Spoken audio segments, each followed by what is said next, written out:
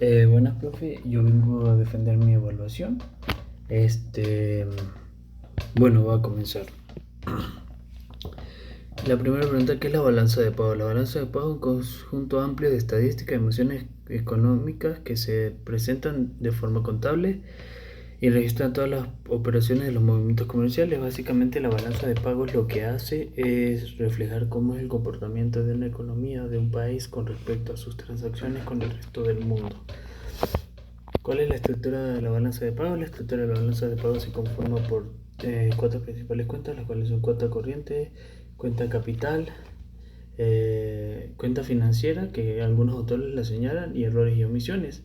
En el caso de la cuenta corriente, esta es la más importante y esta se subdivide en otras, entre las cuales vamos a mencionar la balanza comercial, que es la que registra todos aquellos movimientos de mercancías, la balanza de servicios, que es la que registra todos aquellos movimientos de servicios que tanto personas extranjeras como nacionales venden a otros países, vendemos a otros países o ellos venden a nosotros.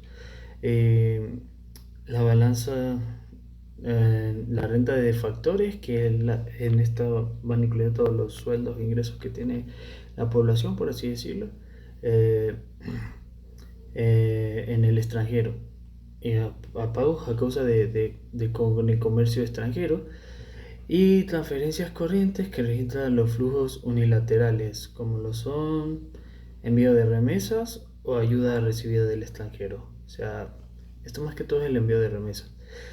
La cuenta capital también se subdivide en transferencias de capital, registra todas las transferencias unilaterales que hacen frecuentemente los países. Esto mayoritariamente es por cuestiones sin fines de lucro, ayudas gubernamentales de un país a otro.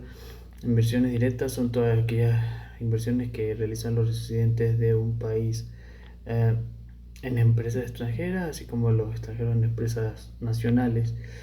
Inversiones de cartera son todos aquellos flujos relacionados con los activos y ventas de acciones, tanto en el extranjero como viceversa. O sea, las personas que compramos acciones de aquí para allá y de allá para acá. La cuenta financiera, en esta principalmente se divide en dos, en los activos y los pasivos. El activo son las inversiones hechas por los residentes del país en el extranjero, y los pasivos son las inversiones hechas por residentes que de otro país en el país nacional. O sea, son hechas de residentes externos. Esta balanza recoge los ingresos de las exportaciones y los pagos de importaciones generados por movimiento de mercancías. Está la balanza comercial, como dije anteriormente, esta se dedica más que todo al comercio de bienes o mercancías. Esto se conoce como índice de apertura. El índice de apertura es un índice económico que ayuda a determinar qué tan abierto está una economía de un país con el resto del mundo. El mismo se calcula haciendo suma de las exportaciones y las importaciones, dividiéndolo con respecto al PIB. Y sirve para medir qué tan abierta es la economía y cuántos flujos tiene con el extranjero. Fue creada en el Tratado Internacional de 1945. Esto se refiere al Fondo Monetario Internacional, que es un ente que en sí lo que tiene el objetivo de agilizar el comercio entre naciones, pautar las reglas también por la cual se miden los agregados económicos o pues, los índices económicos a nivel internacional, de forma que se estandarizara. Esto se creó más que todo para fomentar el comercio y la economía, la cooperación internacional económica. La hoja de Excel, bueno, esta balanza de pagos, las exportaciones petroleras para el 2018.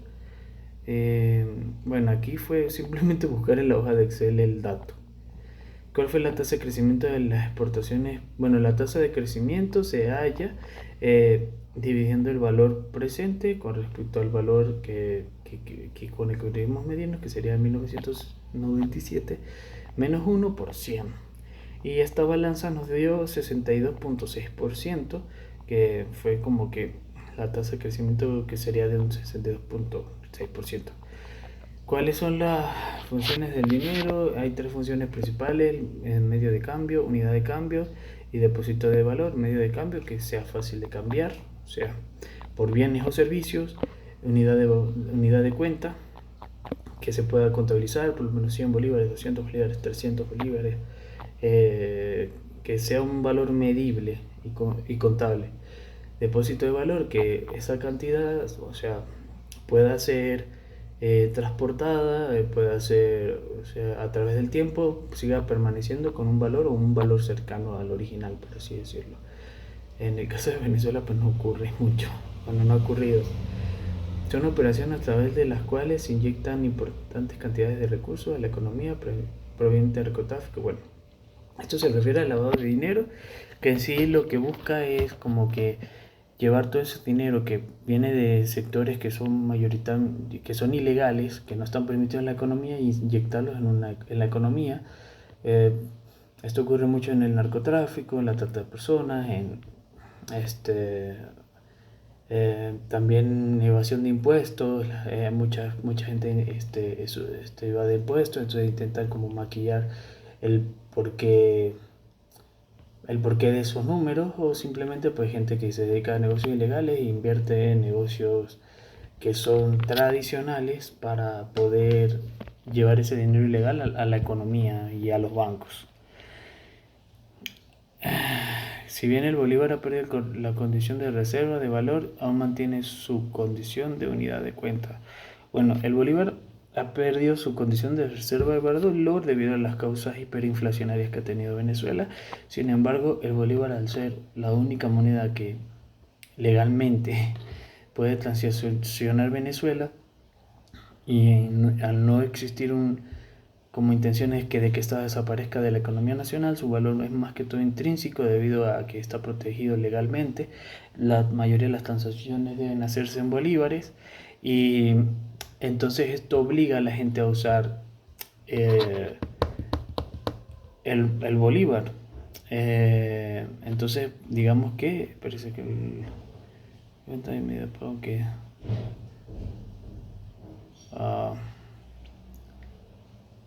sí, tiene su valor es unidad de cuenta, y su valor más que todo intrínseco debido a la institucionalidad. La síntesis, bueno, la síntesis habla en sí de la metodología utilizada en Venezuela para medir la balanza de pago, en cómo colaboran distintas instituciones, tanto públicas como privadas, para poder hacerlo, en la importancia de la veracidad de los datos y en los mecanismos utilizados para calcular esto. Y la última pregunta, yo tomé en mi caso de referencia a Brasil. Brasil, a diferencia de Venezuela, es una economía bastante grande, bastante diversificada. Venezuela presenta un déficit importante. Brasil, el peso de la balanza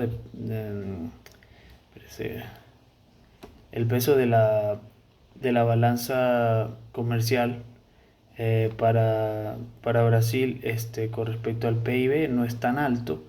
Es de un 4% en comparación de Venezuela, que pues creo que representa alrededor del 18%.